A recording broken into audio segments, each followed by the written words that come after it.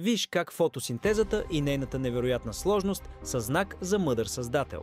Фотосинтезата е един от най-сложните и фино настроени процеси в природата. Около 400 000 растителни вида извършват този процес с удивителна точност. В рамките на едно малко листо, само за една секунда, протичат милиарди, дори трилиони химични реакции, подредени в специфична последователност. Нито случайността, нито самото растение могат да осигурят този прецизен механизъм, който работи еднакво надеждно във всички растения по света. Ако човек види сложна фабрика, която произвежда и разпределя необходим ресурс, логично е да предположи, че зад нея стои интелигентно планиране. По подобен начин, растенията действат като естествени фабрики, които денонощно произвеждат кислород и органични вещества, поддържайки живота на планетата.